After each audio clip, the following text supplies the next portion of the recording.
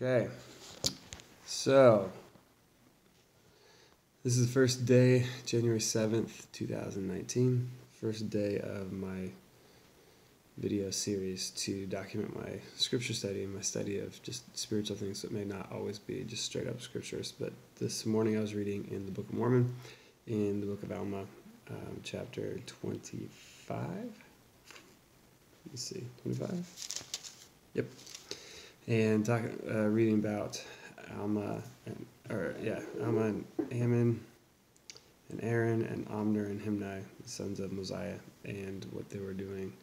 They went out for like 14 years, I think, and they were trying to, bring the Lamanites, who were wicked people, bring them to the truth and help them come back to what they used to believe before they were separated from the Nephites. And this is kind of the culmination of a lot of their efforts, where the Lamanites, there was a group of people who had broken off previously called the Anti-Nephi Lehites, and they basically broke off from everybody, and they buried their weapons of war, and they were having a hard time, and they did not want to fight anymore because that was kind of their temptation. They enjoyed, they had bloodlust, and they wanted to fight. So they gave that up. They literally buried their weapons, and when the Lamanites, who used to be them, that's where they had broken off, and when they came to kill them, they killed about over 1,000 of them, but they had just kneeled on the ground and committed that they would rather die than to pick up swords and fight again and kill people. So they're trying to give that up. And so after they realized that they weren't going to give that up and that nobody was fighting back, they stopped. And a lot of people ended up joining. But this is the last piece of that, where later the rest of the Lamanites were fighting against it and eventually decided to give up and went and joined the Anti-Nephi Lehites. And so after all these years of trying to do missionary work and help people change and believe in God and do the things which their ancestors had previously done, it finally happened. And it took a lot of sacrifice. A lot of people died in order to do that. But if you read through, thousands and thousands and thousands of people were converted. And so what I learned is that the Lord He's got a plan. I mean, He's got a long-term vision that we can't see from the beginning necessarily.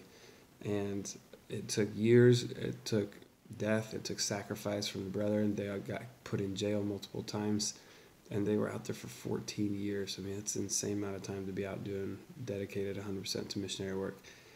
But through all of it, as we read the scriptures, we could read through that in a few days and get that message. It took them years of fighting through trials and tribulations and death and overcoming crazy obstacles, getting tossed in jail. And so while they're in the middle of it, it's probably a lot harder to remain faithful and see that there's a happy ending, whereas we can read through it real quick. But the point is, we may be in the middle of whatever trial in life, struggling, seeing no way out of what is happening. But the cool thing is, if you're able to take if you were to zoom out, like when I'm looking at the maps and I can see a world view, I can see a bigger picture. It's a lot easier to see all the pieces of the puzzle. And the Lord's got that long eternal view.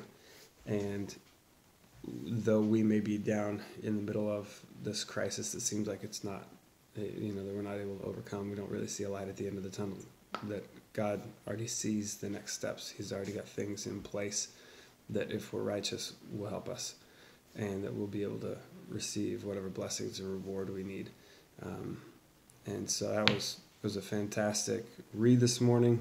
Glad that I was able to get that message, because I, like anybody, have things that I'm struggling with and things that I'd love to see end, trials that I'd love to see done.